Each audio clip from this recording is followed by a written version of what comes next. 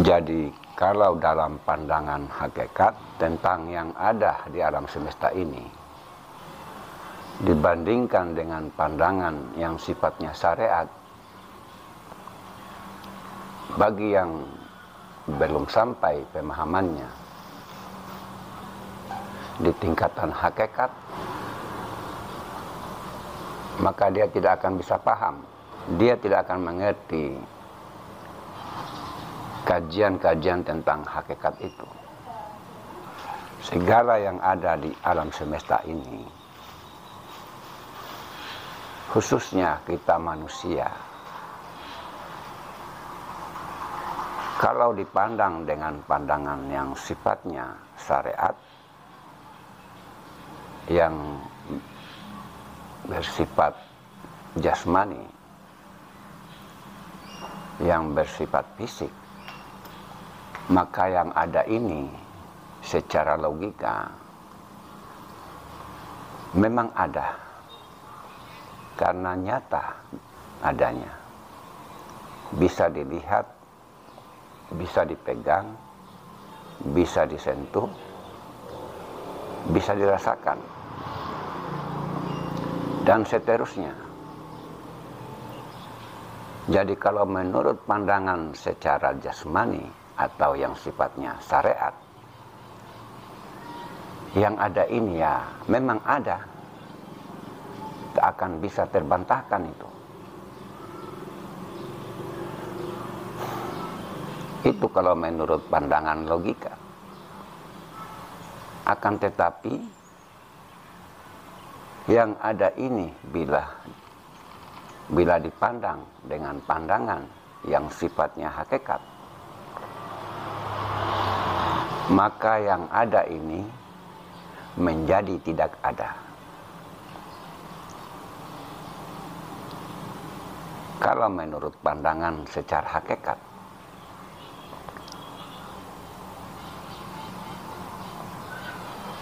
seperti yang saya katakan, yang saya pernah bahas di video saya yang lalu, bahwa yang ada ini,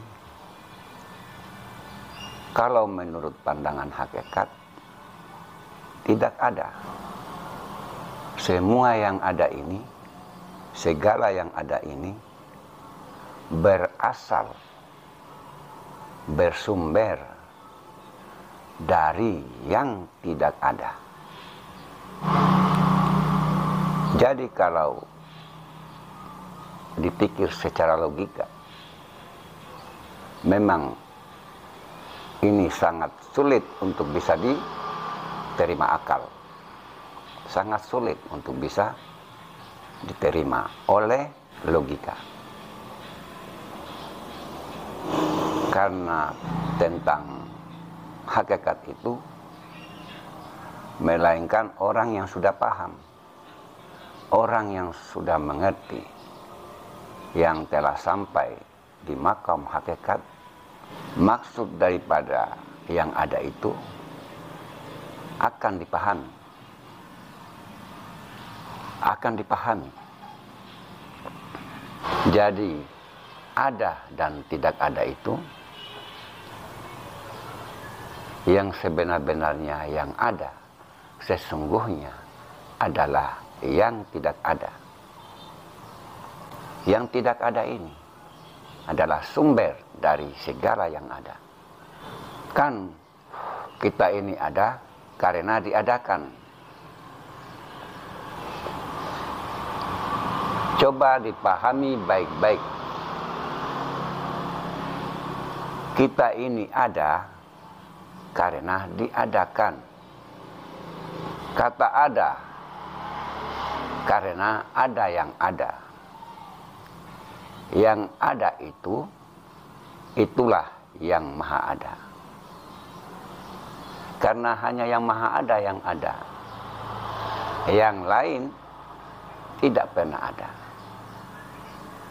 Jadi kehidupan di dunia ini sesungguhnya pada hakikatnya, kalau dipandang dengan pandangan yang sifatnya hakikat.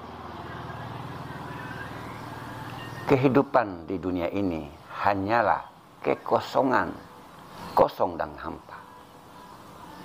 Jadi hanya siapa yang ada? Hanya Tuhan yang ada sebenarnya. Hanya Tuhan yang ada. Yang lain tidak pernah ada. Dia yang hidup, dialah yang maha hidup. Dialah yang kekal, dialah yang abadi. Dialah yang tidak mengalami perubahan, tidak mengalami kebinasaan, tidak mengalami kehancuran. Sedangkan yang lain itu sifatnya mengalami perubahan, tidak kekal, tidak hidup, tidak abadi. Makanya yang ada secara zahir akan musnah, akan binasa.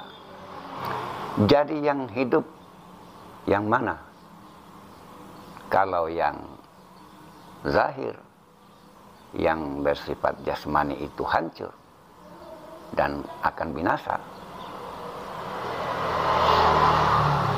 Hanya yang tidak ada tadi sebagai sumber dari yang ada. Karena segala yang ada di alam semesta ini sumbernya, asalnya dari yang tidak ada. Jadi yang tidak ada ini kalau digali lagi rahasia di balik yang tidak ada ini sangat sulit untuk bisa dicapai ujungnya. Karena di sana banyak rahasia yang berlapis-lapis yang memang itu dirahasiakan oleh semesta. Jadi rahasia ini hanya orang-orang pilihan, hanya orang-orang tertentu yang bisa sampai di makam hakikat ini.